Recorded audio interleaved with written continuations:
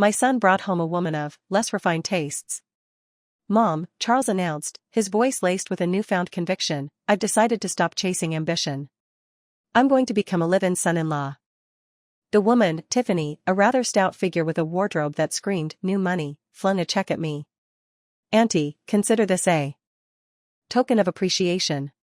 Charles won't be around to look after you in the traditional way anymore. The check was for $1 million. I glanced at Sophia, my goddaughter and the daughter of my dearest friend, who stood beside me, inexplicably dumped by my own flesh and blood. Something snapped. I backhanded Charles so hard his head snapped to the side. Son? I disown you. Consider yourself sold to the highest bidder.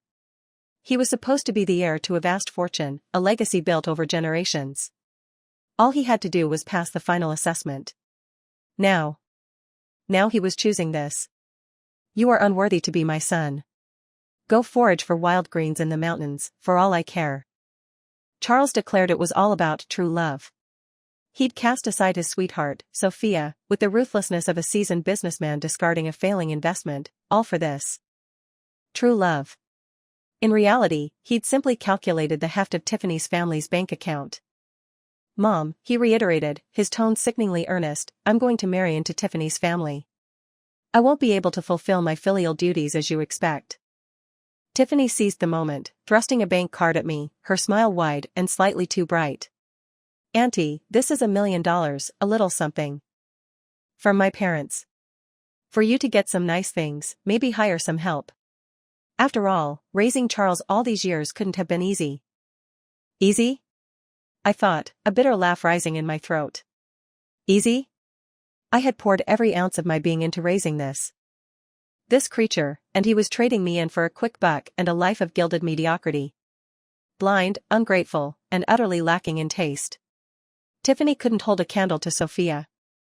Charles, I said, my voice dangerously low, I always thought you and Sophia were well matched. It seems I overestimated your judgment. Tiffany's perfectly sculpted eyebrows arched. Charles shot me a desperate look. Mom, please, enough with the theatrics. Let's be real, am I really worth $1 million? Just take the money and thank Tiffany. His desperation was pathetic. That was it. My hand moved before I consciously willed it. The resounding crack echoed in the tastefully decorated living room as my palm connected with his cheek. Charles staggered back, utterly bewildered. But $1 million was $1 million. Principles were important, but so was making a point. I fixed Tiffany with a steely gaze. Son? He's no longer my son. $1 million it is. Consider him sold. $1 million was highway robbery, the useless boy wasn't worth 100.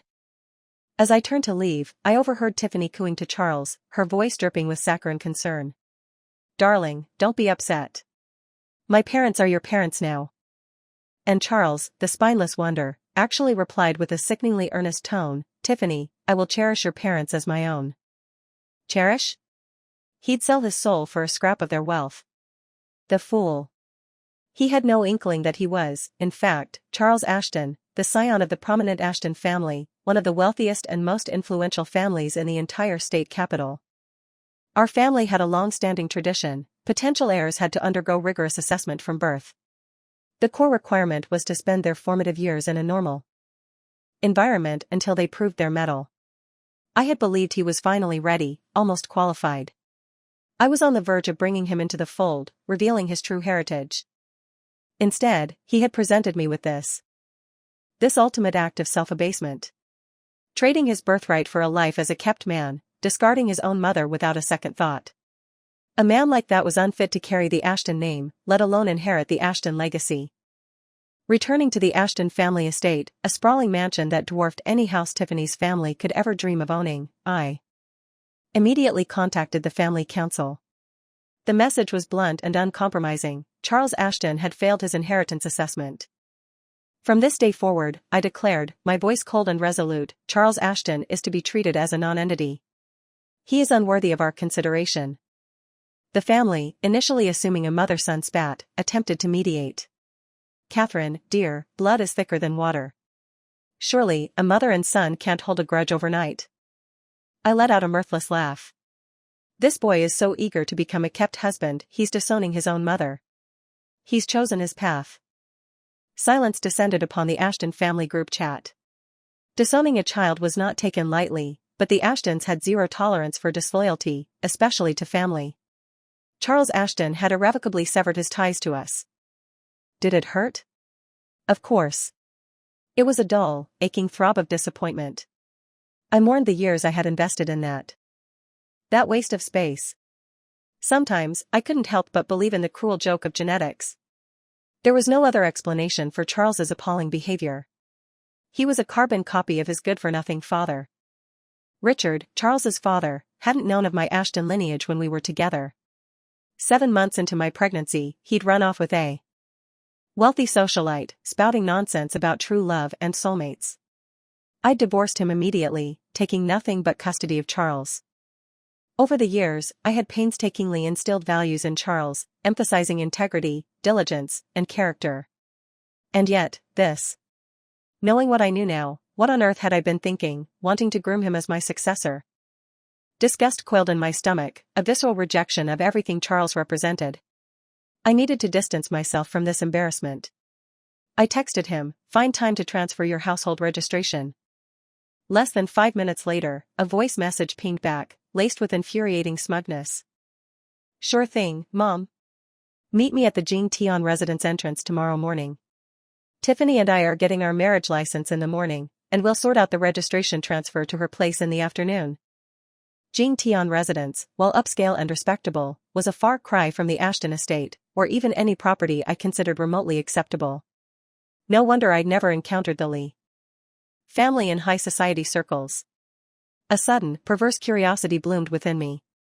I wanted to witness the precise moment my imbecile son realized he'd traded a kingdom for a handful of weeds.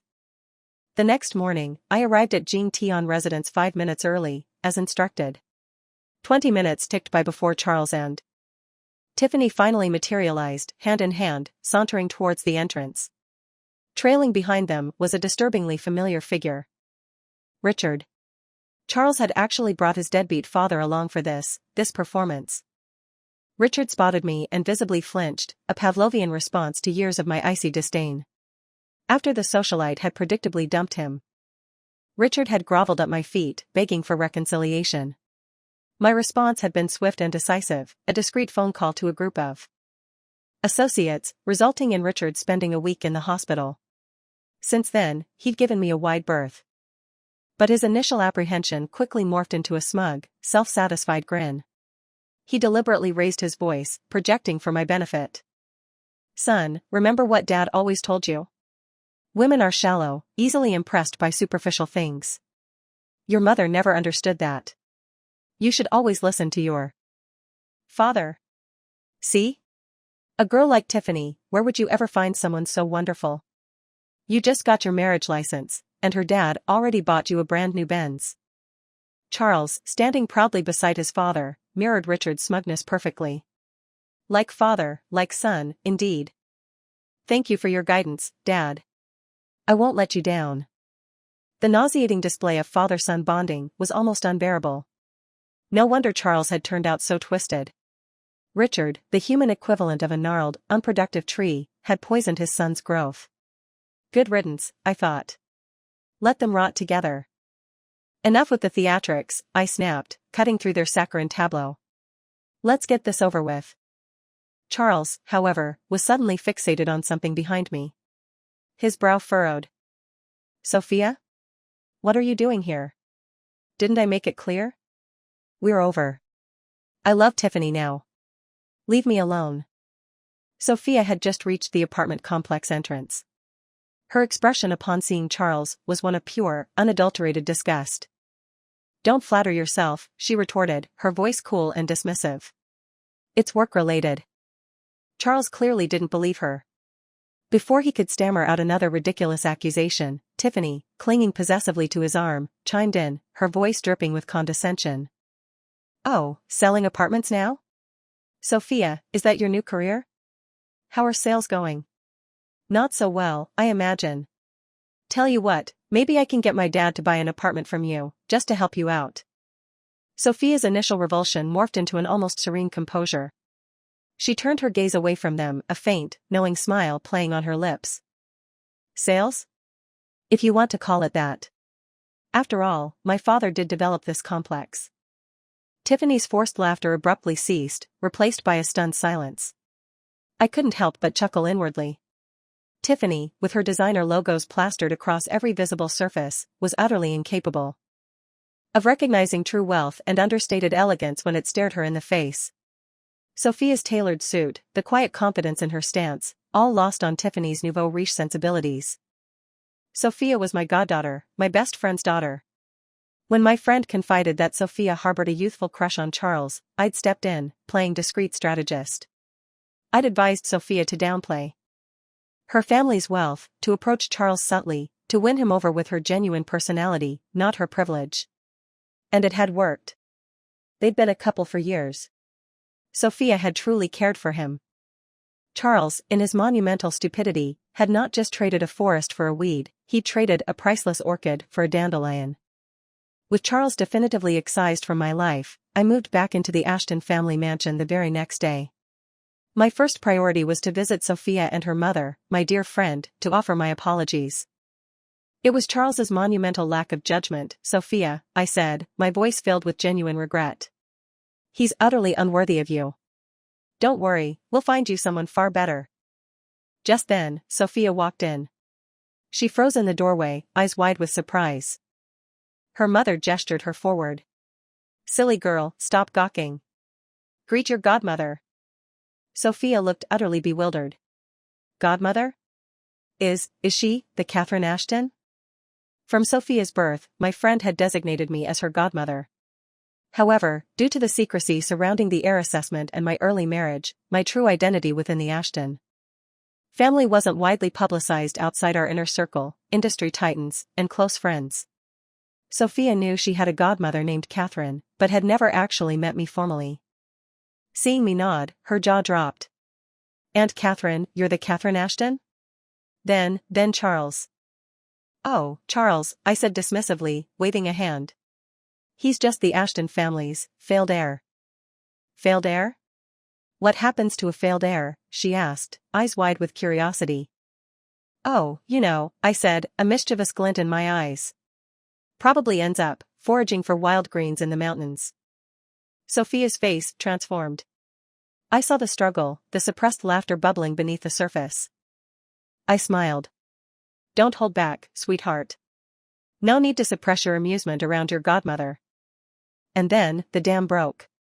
Sophia dissolved into peals of laughter, tears streaming down her face. It was the most genuine, liberating laughter I'd heard in a long time. Finding Sophia a truly worthy partner became my immediate mission. I, as her godmother, took this responsibility very seriously. I swiftly organized a bachelor auction party, inviting a select group of my closest friends, instructing them to bring their eligible sons and nephews. Watching Sophia, flushed and slightly overwhelmed, surrounded by a veritable throng of handsome, accomplished young men, both her mother and I beamed with satisfaction. We'd been holding Sophia back, I mused, swirling the ruby red wine in my glass. Focusing on that thing Charles, blinded us to the vast field of superior options available to her. Expanding horizons, Catherine, is key. Otherwise, you risk settling for dross, just like I almost did, once upon a time. Her mother chuckled in agreement. Darling, I waded through a veritable swamp of frogs, before I found my prince. I suspected she was subtly bragging about her own perfectly lovely husband, and I playfully rolled my eyes. Sophia, overwhelmed by the sudden attention, made a hasty retreat, excusing herself. But as she opened the door to step outside, she collided directly with Tiffany. Tiffany, resplendent in a skin-tight, nude-colored evening gown, reminded me uncomfortably of an overstuffed sausage casing threatening to burst. Her face was contorted with anger. Sophia, you are unbelievable. Still stalking Charles? Let me spell it out for you, we're married. He's my husband. Get over him. Sophia's demeanor instantly hardened. Stalking him? You must be delusional. Both my eyes saw you. Tiffany shrieked, escalating the confrontation. The raised voices drew attention. Several of the young men who had been vying for Sophia's attention moved towards the doorway, forming a protective phalanx behind her. Just then, Charles appeared, his face a mask of disapproval. "Sophia, what are you wearing?" He shot a disgusted glance at the assembled men behind her. "Even if we're over, do you have to be so desperate? Selling apartments to anyone who'll look at you? Is that really necessary?" The sheer audacity of the ungrateful, disinherited, soon-to-be-kept husband was breathtaking. My hand itched. Lifting the hem of my gown, I click-clacked across the room in my stilettos. Before Charles even registered my presence, my hand connected with his face for the second time in 2 days. "And you dare criticize Sophia?" I hissed, my voice dangerously soft. "You, who are so utterly worthless, you're selling yourself. Sophia is attending a social gathering. What business is it of yours?" The imbecile's son blinked, rubbing his stinging cheek, finally recognizing me. "Mom?" Indeed. In his limited experience, Mom was a creature of sensible shoes and linen dresses, devoid of makeup. Tonight, with my hair swept up, face expertly sculpted with cosmetics, and draped in a high-fashion gown that cost more than Tiffany's entire wardrobe, I was, admittedly, a slightly different version of Mom. But the depth of my son's idiocy continued to astound. He doubled down, redirecting his venom at Sophia. "So, you think you can cozy up to my mom now that she's, like this? Trying to get back at me? Think I'll come crawling back to you because you made my mom look like that?" His gesture encompassed my entire appearance, a sneer twisting his lips. "Like some creature from another planet." Creature from another planet? The gall. I grabbed his tie, yanking him closer, adjusting his stance until his face was directly in front of me. Then, with a satisfying smack, I delivered a second, perfectly symmetrical slap to his other cheek. Excellent. Balance restored. I straightened his tie with a saccharine smile. "My darling boy," I purred, my voice dripping with irony, "remember all those lessons Mom taught you? Observation is key. Details matter. Did you digest anything I ever told you?" I looped my arm through Sophia's, pulling her back inside the room. "Enough," I said, firmly closing the door in Charles's stunned face. Sophia was trembling, but not with distress. I gently guided her to a quiet corner. "Sophia, don't let that thing upset you. He's not even capable of coherent sentences anymore." She looked up at me, and I expected tears. Instead, she was shaking with silent laughter. "Godmother," she choked out, tears streaming down her face, "seeing you slap Charles, twice, it was the most incredibly satisfying thing I've ever witnessed."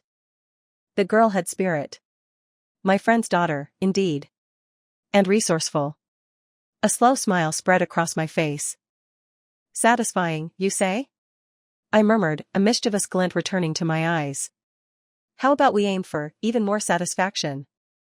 Charles might be a lost cause, a stain on the Ashton lineage. But he was still, regrettably, my son. Even if I disowned him, I wouldn't allow him to debase himself by marrying into the utterly insignificant Lee family. True love, he'd called it? Very well. I would help my foolish son discover the true meaning of true love, by ensuring he and Tiffany were perfectly, irrevocably, equally matched. Destined for a life of digging for metaphorical wild greens together. The Lee family's financial profile landed on my desk the next morning. Pathetic barely covered it. They weren't even on the fringes of high society.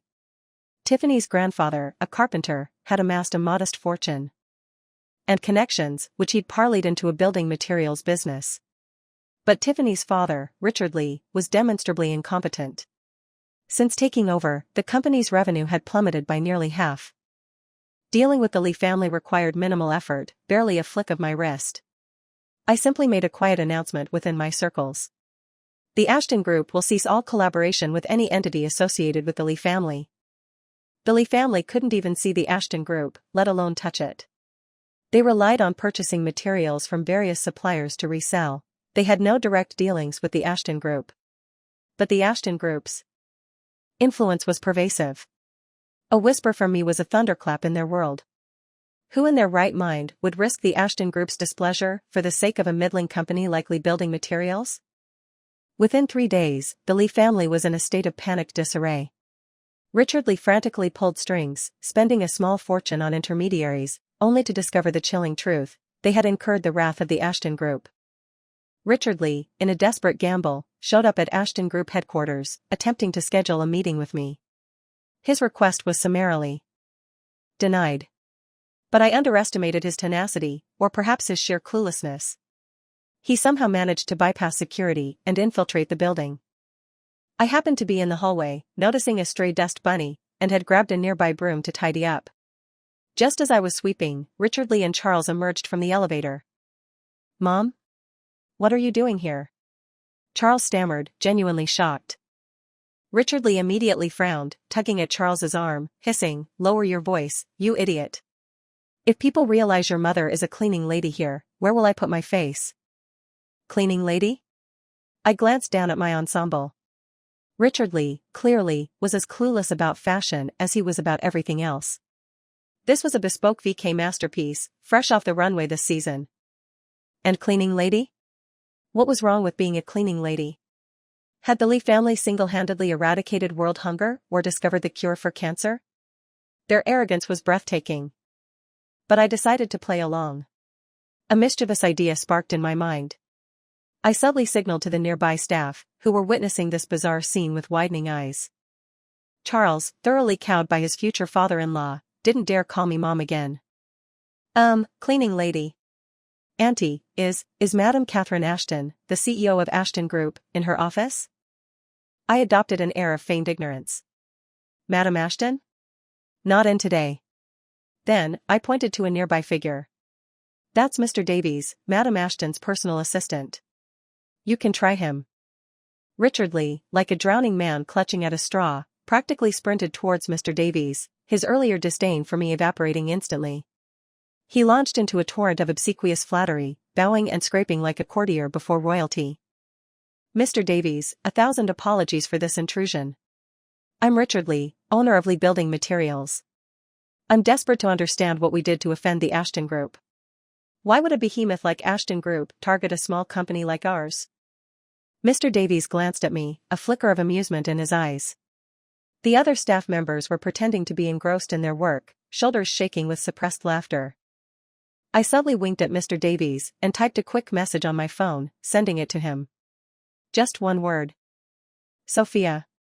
We'd agreed to give my goddaughter the sweet, sweet taste of revenge. I wouldn't disappoint. Mr. Davies, catching my drift, adopted a suitably grave expression. "Well, Mr. Lee," he began, his voice laced with faux sympathy, "the truth is, you've managed to offend Madam Ashton herself." Richard Lee recoiled as if struck. "Madam Ashton? Impossible. I wouldn't even know how to begin to offend someone of Madam Ashton's stature." I stifled a snort. Another point against the Lee family, duly noted in my mental ledger of their utter cluelessness. Mr. Davies shot me a commiserating look. "Indeed, Mr. Lee, you wouldn't. But you offended someone very dear to Madam Ashton. You offended her goddaughter." "Goddaughter?" Richard Lee stammered, his face paling. Miss Sophia," Mr. Davies clarified. "Miss Sophia Sterling." Richard Lee racked his brain, but the name drew a blank. Of course. A man like him, so consumed by his own inflated self-importance, would never bother to learn anything about his future son-in-law's discarded ex-girlfriend. He probably didn't even know Sophia's last name. Mr. Davies turned to Charles, a pointed look in his eyes. Mr. Charles Ashton, on the other hand, should be intimately acquainted with Miss Sterling. Charles froze, a dawning horror creeping across his face. You don't mean Sophia Sterling? The Sophia Sterling?" "The one and only Miss Sophia Sterling," Mr. Davies confirmed, his voice dripping with sarcasm. Then, delivering the coup de grace, with a perfectly timed flourish, he added, "Mr. Ashton's rather abrupt and ungallant dismissal of Miss Sterling deeply displeased Madam Ashton. And when Madam Ashton is displeased, well, the Lee family feels the consequences." "Damn it!" Richard Lee roared, his face turning a furious shade of purple. He whirled on Charles, backhanding him across the face with brutal force. "You imbecile. Do you realize what you've done? You have 2 days. 2 days to grovel at Miss Sterling's feet and beg her forgiveness. Or the Lee family is finished." From Charles's childhood, I drilled into him the importance of calculated restraint. Learn to bear burdens with grace, Charles, I'd often lectured. Don't flaunt your brilliance, excessive sharpness breaks easily. He'd ignored most of my wisdom, but this one lesson, ironically, had taken root with alarming effectiveness. His cheek still throbbing from my slaps, he turned to Richard Lee, a sickeningly obsequious smile plastered across his face. Dad, don't worry. I'll handle this. I won't let the Lee family down. Perhaps his smile was too sickeningly obsequious. Richard Lee backhanded him again. Smile? What's there to smile about? Get the job done first, then you can grin like an idiot. A perverse sense of satisfaction washed over me. Ever since my useless excuse for a son had left my household, his life had become a relentless cycle of beatings. Did standing up for oneself not occur to him? Kneeling, begging, groveling, and for what? Now even Richard Lee, a man of demonstrably inferior social standing, treated him like dirt. Back in my office, I texted Sophia, dressed to impress tonight, darling. I have a strong feeling our prodigal son will be crawling back to you shortly. Charles, predictably, didn't disappoint. He arrived even sooner than I anticipated. That evening, as I enjoyed dinner at my friend's home, a knock came at the door. There stood Charles, attempting to look presentable in a suit and tie, clutching a bouquet of wilting flowers. I had assumed he was coming to beg forgiveness from Sophia, but I consistently underestimated his bottomless capacity for shamelessness. My foolish son was, in fact, a virtuoso of cringe. He wasn't there to apologize, he was there to propose a reconciliation. Sophia, he began, his voice dripping with fake sincerity, I was wrong. I didn't realize you were, well, a sterling heiress. That's why I broke up with you. He launched into a truly breathtaking performance. My decision to be with Tiffany wasn't about greed, Sophia, believe me. It was because my mother has cancer. She's dying. Tiffany's family promised to pay for her treatment if I married Tiffany. Sophia, as instructed, had dressed the part. A delicate pink princess dress, her hair styled in soft waves, she looked impossibly adorable, a picture of innocent sweetness. Charles's ludicrous pronouncements widened her already large eyes, adding a touch of playful disbelief to her charm. Your mother is dying? Sophia asked, her voice laced with mock concern. Yes, Charles confirmed, apparently moved by his own fabrication. He even dabbed at his eyes with the back of his hand. You know, Sophia, my mother raised me all alone. It hasn't been easy. Even now, to avoid being a burden, she's taken a job as a cleaner at the Ashton Group. He pressed on, his voice thick with manufactured emotion. Sophia, you were my first love. How could I ever stop loving you? But to save my mother, I had no other choice. My initial intention in involving Sophia had been to give her the satisfaction of publicly rejecting him, to savor his humiliation. But listening to this preposterous charade, I could contain myself no longer. Fury bubbled up, hot and immediate. I flung open the door, brandishing a slipper like a weapon. Get out. You're the one who's dying, of shame. The slipper connected squarely with Charles's face. He blinked, startled. Mom? What are you doing here? Doing here? I scoffed. I'm here to prevent my own premature demise, apparently. Otherwise, I'd be 6 feet under, according to your little sob story. Charles stood frozen, a kaleidoscope of emotions flickering across his face. Finally, comprehension dawned. With his dear mother present and very much alive, the cancer scam was dead in the water. He swiftly shifted gears. Sophia, he pleaded, ignoring me completely, I'm the one who wronged you. Please, ask your godmother to spare the Lee family. Please, Sophia. If you do, you can hit me, scream at me, anything. Just save them. Sophia glanced at me, a mischievous glint in her eyes. Then, turning back to Charles, she delivered the perfect line. Hit you? Scream at you? You? Her voice dripped with disdain. Charles, darling, you're hardly worth getting my hands dirty. We slammed the door shut, and the three of us, Sophia, my friend, and I, erupted into laughter, loud and unrestrained. Sophia, your delivery was perfect. I complimented, wiping tears from my eyes. Years of reading trashy romance novels finally paid off. Sophia said with a self-satisfied smirk. Then, she threw her arms around me. Thank you, godmother. You're the best. The only regret I have is that you won't be my mother-in-law. I chuckled. Charles losing you, sweetheart, is his greatest regret, not yours. And who says we aren't family already? We always will be. The following day, my usual driver called in sick. Unwilling to drive myself, I asked my friend for a ride to the office. As I stepped out of her car, just before entering the Ashton Group building, Charles materialized, blocking my path. Aha, he exclaimed, his eyes gleaming with what he clearly believed was a brilliant deduction. I knew it. He stared at me, a smug expression spreading across his face. Mom, you are working as a part-time cleaner at the Sterling residence, aren't you? The sheer, unadulterated idiocy of the boy was breathtaking. In his narrow worldview, my career options were limited to cleaning toilets or dusting furniture. Anything requiring even a modicum of intelligence was, apparently, beyond my capabilities. I took a step back. What do you want, Charles? Mom, please, you have to put in a good word for me with Sophia, he implored, his voice wheedling. She's soft-hearted, Mom. If you just talk to her, I know she'll take me back. He was still clinging to that delusional fantasy. Sophia Sterling is the only heir to the Sterling fortune, Mom, he continued, his eyes alight with avarice. The Sterlings are even richer than the Lees. Once we're married, and her parents pass away, the entire Sterling empire will be mine. So, the addiction to being a kept man was now fully developed, I noted with disgust. I no longer even felt the urge to slap him. Sophia's words echoed in my mind. He wasn't worth dirtying my hands. Charles, I said, my voice flat and devoid of emotion, has it ever occurred to you to actually work for something? To earn respect through your own efforts, your own abilities? He frowned, genuinely perplexed. That's too slow, Mom. Why bother when there's already wealth waiting to be inherited? It's just common sense. I smiled, a cold, humorless smile. Have you ever considered, Charles, that I might also have some wealth for you to inherit? You? Charles scoffed, shaking his head. Mom, the lease gave you $1 million just to get rid of me. You?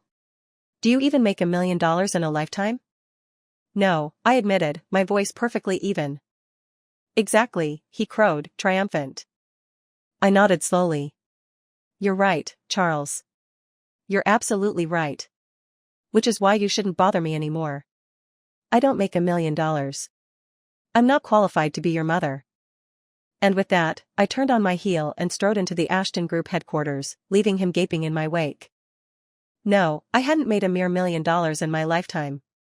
I had made billions. And counting. After my refusal to intervene, Charles, undeterred, continued his relentless pursuit of Sophia. A week of futile attempts later, his desperation took a decidedly unsavory turn. He mailed a package to the Sterling residence, a collection of saccharine, heavily filtered photos of himself and Sophia from their happier days.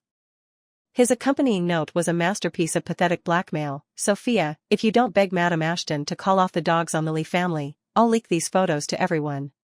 Everyone will know you were my girlfriend. The utter audacity. His threat, intended to pressure Sophia, became the catalyst for the Lee family's accelerated demise. The downfall was swift and brutal. Richard Lee, enraged by his son's idiocy and the family's ruin, reportedly beat Charles so severely that he ended up in the hospital on the very day the Lee family officially went bankrupt. How did I know? Richard, of course, sent me a short video clip via Charles's phone. Catherine, Richard's voice whined from the phone speaker, Charles is still your son, for God's sake. You can't just stand by and watch him suffer like this. Richard, always good for a laugh. Back when we divorced, terrified I might claim a share of his non-existent fortune, he'd practically shoved me and Charles out the door. When a neighbor had dared to suggest, but he's your son, Richard, how can you be so heartless? Richard had retorted, heartless? I can have as many sons as I want, whenever I want. Now, I simply echoed his words back to him. Heartless? Of course not, Richard. I can have as many sons as I want, too. And perhaps, this time, I'll choose a younger, more refined model. Richard immediately called, his tone shifting from pathetic to frantic. Catherine, I don't care who you decide to breed with. Charles is still your son. He has a right to your inheritance. The lease gave you $1 million, right? You need to give that money back to us. It's only fair. Ah, so the concerned father act was just a prelude to a money grab. Typical Richard. I responded with a succinct and colorful string of expletives. Dream on, Richard. Richard, previously skulking in the shadows, had resurfaced because of the $1 million check and my CEO status. Before, he'd avoided me out of fear, and because he'd deemed me penniless. And therefore unworthy of his attention. Now, with the Lee family bankrupt and the scent of Ashton wealth in the air, he was willing to debase himself completely for a share of my fortune. The next day, he arrived at Ashton Group headquarters, armed with a megaphone and a crudely drawn banner. Son hospitalized, heartless mother refuses aid. Shame on Ashton Group cleaning lady. He set up camp at the main entrance, bellowing his accusations to anyone who would listen. Catherine Ashton, cleaning lady at this very company, is a selfish, heartless monster. Her son is dying. In a hospital, and she's hoarding her money, refusing to help. Someone, please, tell her boss. Tell them that cleaning lady Catherine's son is at death's door, begging for his mother's mercy. Of course, everyone at Ashton Group knew there was only one Catherine Ashton, and she was far from a cleaning lady. Employees treated Richard as a harmless lunatic, filming his antics and sharing the videos in internal chat groups. From my penthouse office, sipping my morning coffee, I watched Richard's pathetic performance, occasionally chuckling at the employee comments scrolling across my phone screen. Where did this nut job crawl out from? Trying to scam our CEO? At least get your facts straight before you try to pull a stunt like this. Cleaning lady? Seriously? This kind of scum? I wouldn't give him a dime, not even for his funeral expenses. Highly entertaining. As the lunch hour approached, I instructed my assistant to invite Richard up. Madam Ashton requests your presence. On the security monitors, I watched Richard preen, smoothing his rumpled clothes, puffing out his chest. Emerging from the elevator, he scanned the opulent surroundings with greedy, darting eyes. When my assistant ushered him to my office door, he straightened his posture, forcing a semblance of polite charm onto his greasy features. I deactivated the monitor, a sardonic smile playing on my lips. Send him in. The door opened. Richard, without even looking at me, bowed deeply. Madam CEO, 1,000 apologies for this misunderstanding. Misunderstanding? I drawled. Having a man with a megaphone and a banner slandering me at my company entrance hardly seems like a misunderstanding, Richard. Richard froze, his back stiffening. Slowly, he straightened, finally lifting his gaze. You? Catherine? Disbelief warred with dawning recognition in his eyes. He clearly still couldn't quite grasp the reality of my position. He pointed at me, turning to my assistant in bewildered indignation. Sir, this woman is an imposter. She's pretending to be Madam Ashton. She's sitting in Madam Ashton's chair. This is outrageous. Call security.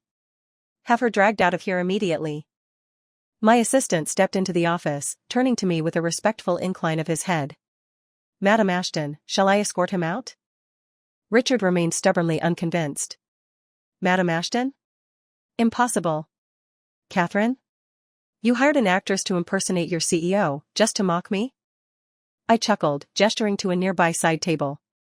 Perhaps a little persuasion is in order. On the table sat a heavy baseball bat. My assistant, understanding perfectly, discreetly exited and closed the door behind him. The office was now soundproofed. Alone with Richard. The moment the door clicked shut, I casually slid a bank card across the mahogany desk. As Richard hesitantly approached, reaching for the card, I grabbed the baseball bat I'd conveniently placed within reach and swung with practiced force, aiming squarely for his shoulder. The sickening crack of bone resonated through the room, followed by Richard's agonized howl. Catherine! Are you insane? Ignoring his pathetic cries, I swung again, and again, methodically, efficiently. He flailed, attempting to defend himself, but my years of self-defense training were far superior to his flabby attempts at resistance. Finally, when I was satisfied he'd learned a valuable lesson in respecting boundaries, I dropped the bat, pulling a chair up close to his whimpering form. I watched with detached amusement as he struggled to his feet, his left arm hanging limply, clearly broken. Even in this state of abject misery, his first thought was predictably mercenary. "Okay, Catherine," he gasped, his voice trembling, "just give me $800,000, and I won't press charges." I tossed him a business card. "Consider this my official invitation to try." I watched as Richard, wincing, fumbled to pick up the card. He squinted at it, his eyes widening. "President Catherine Ashton?" He looked from the card to me, then back to the card again. Slowly, a flicker of dawning comprehension, and something akin to terror, began to dawn in his eyes. You're really the Catherine Ashton?" I smiled sweetly and summoned security. "This man attempted to steal my bank card. Please call the police." Richard was escorted out, protesting weakly. But strangely, he didn't seem entirely distraught. In fact, he seemed almost elated. All the way to the police car, he kept asking anyone who would listen if I was indeed the CEO of Ashton Group. I heard later that he'd been laughing hysterically in the back of the police car, muttering, "Ha ha ha ha, my wife is Catherine Ashton, CEO of Ashton Group. Ha ha ha ha." Truly pathetic. Beyond redemption. I called Sophia, telling her she no longer needed to withhold my true identity from Charles. If he asked, she could tell him everything. That evening, Sophia called back, bubbling with amusement. "Charles tracked me down, godmother. He actually knows. He knows he's the Ashton heir. And guess what? He slapped himself. Twice. Said he was kicking himself for being such an idiot." Charles was in the hospital, temporarily out of my immediate reach. But Richard Lee, ever the opportunist, stepped into the breach. The very next morning, he was waiting outside my apartment building, laden with gifts. Seeing my car emerge, he and Tiffany and Richard Lee Sr. rushed forward, blocking my path. "Sister-in-law. Mother of my son's bride. Wait, please." I lowered my window. Richard Lee Sr. leaned in, his face contorted in a grotesque parody of affability. "Sister-in-law, we're all family now. Family shouldn't hold grudges, right?" I smiled, a glacial, insincere smile. "Family? I hardly think so. I'm just a humble cleaning lady, remember? Not worthy of associating with the esteemed Lee family." Richard Lee Sr.'s forced smile faltered. "Oh, come now, mother of Charles, that was all a misunderstanding. A silly misunderstanding."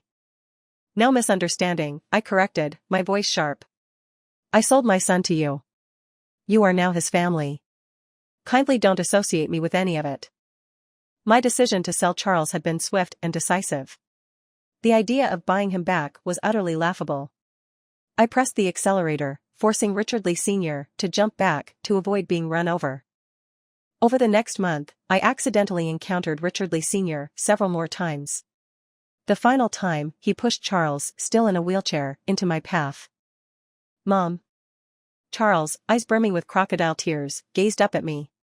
"Mom, I know I messed up. Please, forgive me, Mom?" But Mom, the ultimate destroyer of useless sons, remained unmoved. My expression remained glacial. "Excuse me, you're blocking my way." Charles clutched at my hand. "Mom, I know you're not really heartless. You're just angry." "Okay, Mom, punish me. Hit me. Hit me as hard as you want, just please forgive me." I yanked my hand free. "Fine."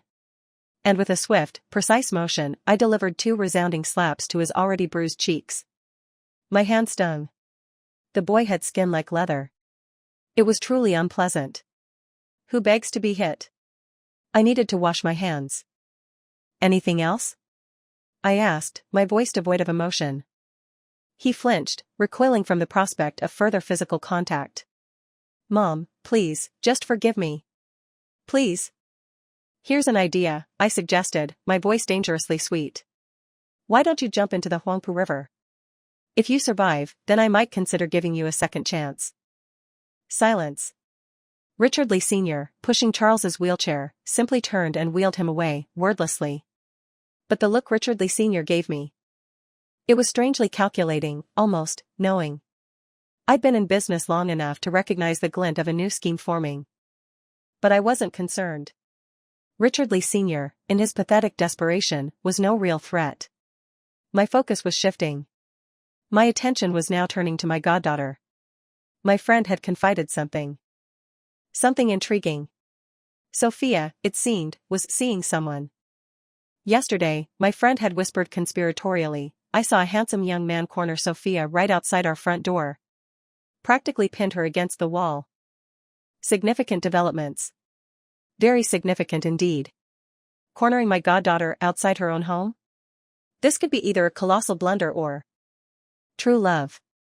My friend and I joined forces, launching a discreet investigation into Sophia's audacious admirer. After weeks of careful surveillance, we finally unearthed the identity of this bold young man. The moment I saw his file, I almost choked on my coffee. Ethan Ashton. My Uncle Thomas's son. My uncle and aunt had divorced years ago. Ethan had moved abroad with his mother, only recently returning to the country.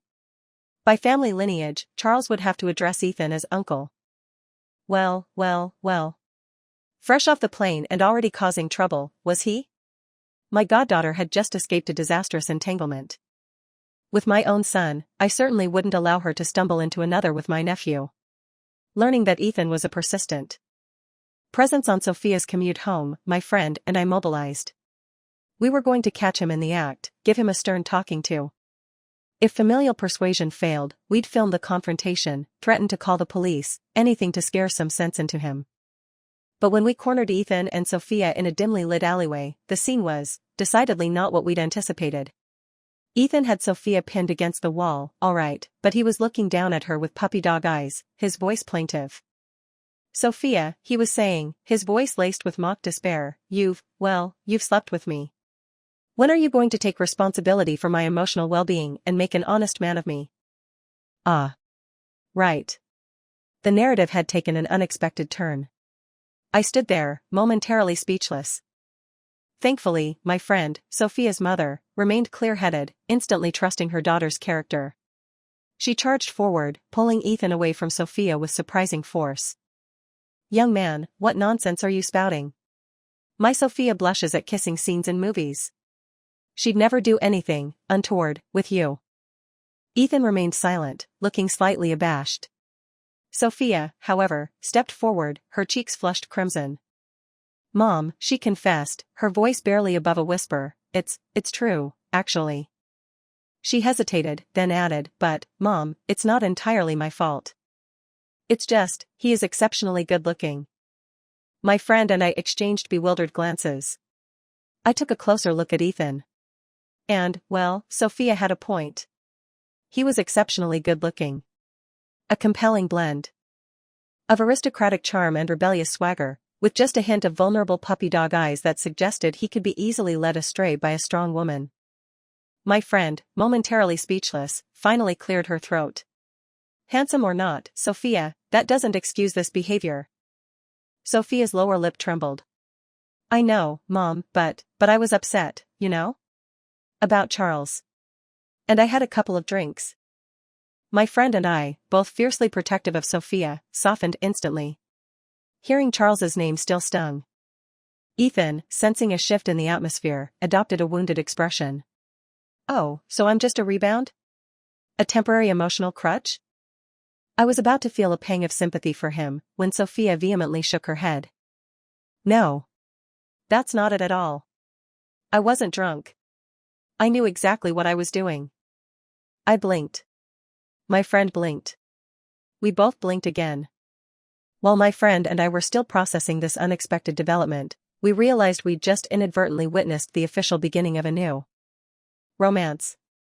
The next day, Ethan, with disarming charm, invited my friend and me to dinner, ostensibly to thank us for being witnesses to his and Sophia's encounter. After dinner, walking home together, my friend and I strolled ahead, Ethan and Sophia bringing up the rear, hand in hand, radiating sickeningly sweet happiness. As we reached our destination and prepared to part ways, a mournful voice drifted from the shadows. Mom. Sophia. A ghostly figure materialized from the darkness. Charles stood there, his face a mask of pathetic misery, a forced, sickly smile plastered across his lips. He fixed his gaze on Sophia. Sophia, is this your new boyfriend? Could my son possibly be any more insufferable? Here were two young people, radiating happiness, and he had to emphasize the new aspect of the relationship, highlighting the existence of a previous boyfriend? Did he actively seek to maximize his own discomfort? Thankfully, Ethan possessed a far more refined social intelligence. He simply smiled faintly, subtly stepping forward to shield Sophia from Charles's unwanted scrutiny. You must be Charles, Ethan said, extending a hand in a gesture of polite, albeit slightly condescending, greeting. Ethan Ashton. Your uncle. Charles blinked, confusion clouding his features. He glanced at me, then hesitantly shook Ethan's hand. Ethan added, with a perfectly calibrated touch of aristocratic disdain, and just to clarify, Charles, it's aunt-in-law to you. Show some respect. Aunt-in-law. I almost choked back a laugh. Brilliant. Absolutely brilliant. And exquisitely cruel. But I could do even better. Ethan, I interjected, my voice cool and dismissive, Charles has been disowned from the Ashton family. We no longer recognize him. Please, don't lower yourself by associating with him. Ethan nodded, his eyes gleaming with understanding. Understood, Aunt Catherine. My words effectively shattered what little composure Charles still possessed. His face crumpled. But then, with a truly remarkable display of resilience, or perhaps just utter delusion, he forced another strained smile. Mom, he said, producing two pristine white envelopes from his jacket pocket. I came to give you these. Wedding invitations. He held out the invitations. Charles and Tiffany cordially invite you and the Sterling family to celebrate their marriage. Mom, despite everything, you're still my mother. I truly hope you'll come. Ah. So, Richard Lee Sr.'s scheme was now becoming clear. Without hesitation, I took the invitations. Charles visibly relaxed, a flicker of hope in his eyes. Thank you, Mom. As soon as Charles shuffled away, my friend frowned. Why did you accept the invitation? The Lees are clearly trying to use you. Of course I knew that. In our world, social connections were currency. Even if Charles was disinherited, the mere fact that he was Catherine Ashton's son still carried weight. Attending the wedding would lend a veneer of legitimacy, allowing the Lees to bask in the reflected glow of my reputation. And, of course, they likely hoped my maternal instincts would kick in, leading to some form of reconciliation. But the Lees have clearly never dealt with a real power player, I said, a hint of amusement in my voice. I, Catherine Ashton, had clawed my way to the top, mastering the art of manipulation, ruthlessness, and strategic emotional detachment. If I let sentimentality dictate my actions, I'd have been devoured by the corporate jungle decades ago. Their biggest mistake, I concluded, a predatory smile curving my lips, is drastically underestimating my ruthlessness. On Charles and Tiffany's wedding day, I made a grand entrance. Dressed in a custom-designed gown that whispered understated power, I arrived to find a decidedly lackluster reception.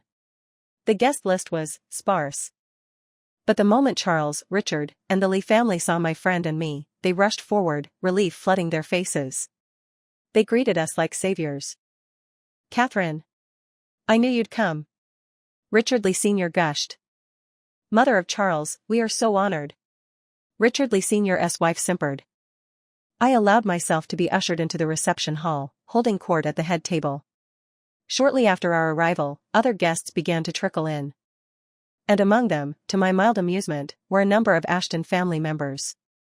Their arrival instantly elevated the perceived importance of the event.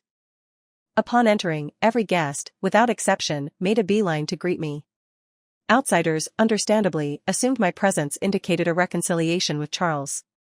They offered effusive congratulations to the happy couple, subtly currying favor with me. Only the Ashton family members wore slightly strained expressions.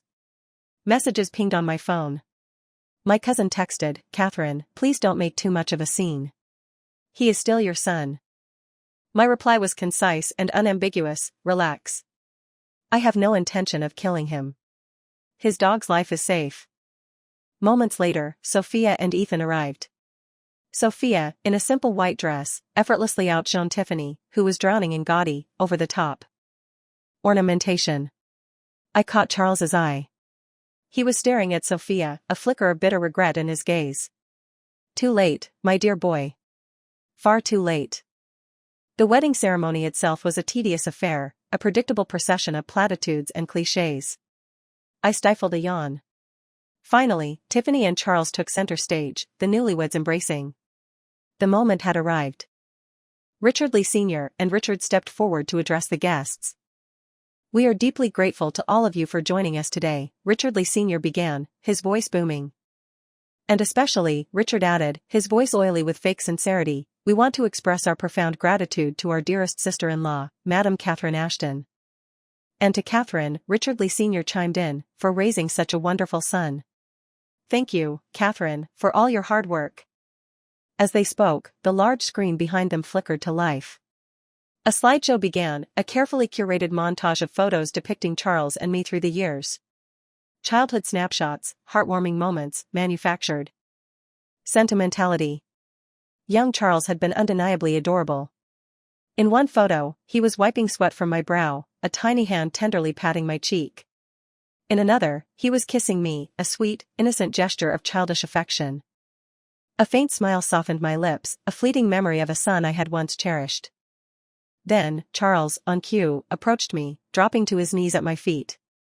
"Mom," he sobbed, his voice cracking with manufactured emotion, "I know I've made terrible mistakes. Mom, I'm so sorry. Please, forgive me." A ripple of orchestrated murmuring swept through the room. "Forgive him, Madam Ashton," someone called out. "Forgive him," echoed others, the chorus growing louder. "Forgive him. Forgive him." I smiled, a slow, calculated smile. I reached out, gently cupping Charles's face. The smile I returned was warm, almost maternal. Charles smiled back, a flicker of triumphant anticipation in his eyes. He thought he had won. He thought he'd played me. He thought wrong. And then, with a swift, decisive motion, I slapped him. Hard. The resounding crack of my palm against his cheek silenced the room. The background music continued, a saccharine melody, jarringly out of sync with the sudden tension. "Charles," I said, my voice cutting through the stunned silence, "I poured 23 years of my life into raising you." And Richard Lee Sr. and Richard, with a few empty words and a handful of cheap promises, undid everything. Someone with even a shred of decency wouldn't have made the choices you have. You're not seeking forgiveness, Charles. You're seeking my wealth. And the Ashton family name. Do you remember, Charles, when you mistakenly thought I was a cleaning lady at the Sterling residence? Do you remember what you called me then? You called me Auntie Dot.